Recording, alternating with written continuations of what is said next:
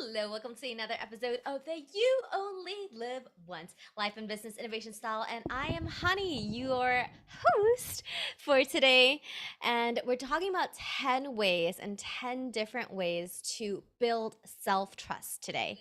Because self trust is one of the most important things that you can have in order to create the dream of your reality. So you're bringing your dream into your reality. And the reason for that is because no matter where you are in your life, no matter how successful you have become and how far you've come, the next level, or rather the deeper level, or the next chapter of your life will require you to step outside your comfort zone, rise to another level of being, of leadership, of comfortability with yourself, of connection with your community, or with this larger version of yourself that can see, create, be, and feel more than what you previously have. And you are meant to do this.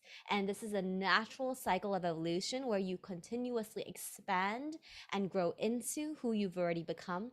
And the most important thing in this whole journey is to trust that you have everything it takes for you to let go of an older identity, the limiting version of yourself, and the part of yourself that has already, created all of this and is now ready to start from a place of openness again. And so, self trust to be able to let go of those parts of your identity that are no longer a supporting role in this new version of your leadership, of how you want to show up for your family and loved ones, how you want to show up for yourself and your relationship to your health, right? Or to your joy, to your internal expression of creativity and sensuality. These all require self trust. So I'm going to go jump right in, and that's the little preamble. And 10 ways how to build that self trust. So, the more we trust ourselves, the more we realize that, you are actually the creator of every experience that you're having, and you can participate in actively shifting and creating better experiences for yourself and those around you. And you can do that by holding your perspective, and you can also do that by looking at what part of you does not believe that, and how you can realize on how to create larger and larger things for yourself. So the first thing is knowing and being clear about how much you trust yourself to go for the scariest thing that you've always wanted, to maybe even stop an addiction or a habit that you have known for a while that you don't want to do, something small, to even wake up every morning at the same time if that's what you desire. How much do you trust yourself from a perspective of intuition? Trust yourself in your decision making, and trust yourself in carrying out something you want to create. So, from a scale of 1 to 10, take stock. Number one, what your level of trust is with yourself, and that's going to give you a good benchmark. So number two, once you know that, then what you want to do is you want to start identifying times in your life where you have not trusted yourself. Because the thing is, every single time where you don't trust yourself, or you realize that what you did not create trust with yourself, it diminishes the level of trust that you have with yourself. It erodes it, right? So identify, number two, moments in your life where you actually really breached the trust with yourself. And a lot of times I hear clients say, like, I had this inkling, or I had this feeling that they should be doing this, or I needed to do this and I need to say this. And even though when I said it to the group, nobody listened to me, and then everything turned south. And if they would have just listened or would have done something in the beginning, it wouldn't have turned out that way. And so if you had trusted yourself in that moment, then, and created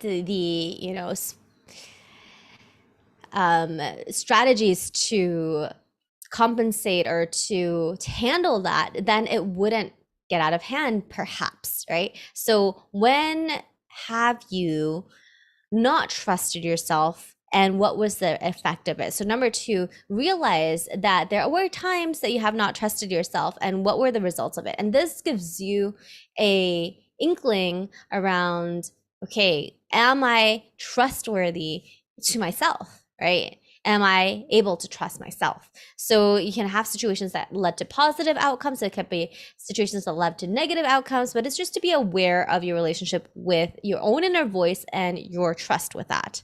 Now, number three, in order to listen and to even hear your inner voice is that intuitive feeling of, yes, this is the right person, this is the right deal, this is the right thing, this is not the right thing, even though everything looks right. It is that sensation of an internal gut feeling, right? And so there's a lot of times where gut feel and intuition can be kind of like murkied up with different types of opinions, other person's perspectives, past decisions that you've made. It can be messy, and it's hard to hear what your inner voice says without the clutter of the sounds of the rest of your life coming through. So number three is to realize, what would your inner voice say without the past decisions that you've made? Even though history is a great indicator, or has a lot of merit in looking at history to find indicators of future success, even without that, and if you were to remove that, how would your intuition decide what to do in a certain situation? And that really helps you build trust with that intuition, because sometimes it's just extra information, right? Like one way to get to an answer is analytical, and then the other way is to look at what your intuitive hit is, and then you have more information and you can make better decisions when you can compare them. All right, so decisions is one of the areas in which you want to release old and past decisions, and so that you can see, okay, what decisions have I made about my trust? What decisions have I made about the ability to trust myself fully or partially? And am I allowed to, and I give myself permission to remove that right now as I embark on this new trust journey. Okay, number four, judgments. All the judgments that you've made around yourself and how you are a trustworthy person, not trustworthy person, and how you relate to all the things that you want to get done, and how you relate to, like, how have you judged yourself, right? Like when you do something wrong, what behavior and what attitude do you have when that happens?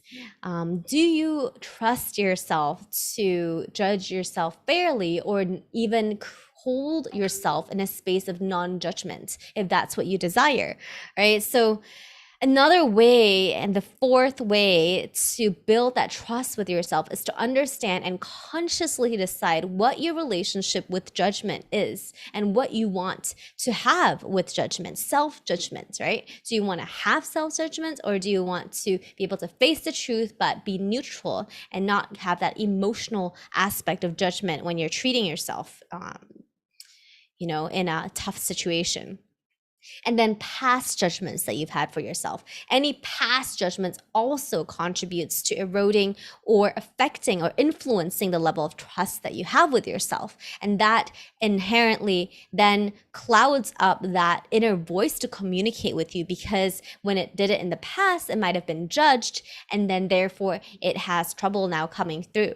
So you want to be able to recognize what in the past have you judged about yourself, and also release that too. So number five, another thing that affects your trust with yourself is the conclusions that you've made in the past or even in the present about the ability to trust yourself in a deeper level, even when it comes to, let's say, experiencing a completely new experience, right? Dropping yourself in the middle of nowhere, or whatever it is that you want to have more trust in, or creating a beautiful new business or life or relationship. What conclusions have you drawn from the past that hinder you from trusting yourself to create what you want. You want to be able to list those out and then remove them as well, because the more clear you are about what in the past affects your trust,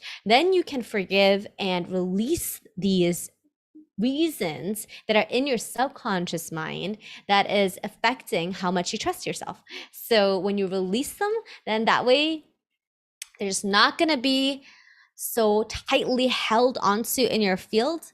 And what ends up happening is that you get to experience something different. And then that can be your new frame of reference on how you want to experience life. And you're much older, wiser, more mature, more evolved. And so I'm sure that, you'll have different conclusions that are available for you. Okay, so number 6, rejections. Anytime you've been rejected because of your inner voice, rejected because you act out of a place of confidence and self-trust within yourself, anytime you've been rejected for being yourself, anytime you've been rejected for just creating from a place of complete full expression of yourself, these are all places in which self-trust can be eroded as well. So you want to list them out, heal them, transform them, and then no longer allow them to be something that you have a negative experience of, or rather just come to terms with them, make them neutral, not have them be charged. Okay, so what that means is basically when you think back about them, realize, come to peace with it. So number 7, expectations. Any expectations that you have of trust? Do you expect yourself to always trust? Do you have a perfectionistic attitude towards trust?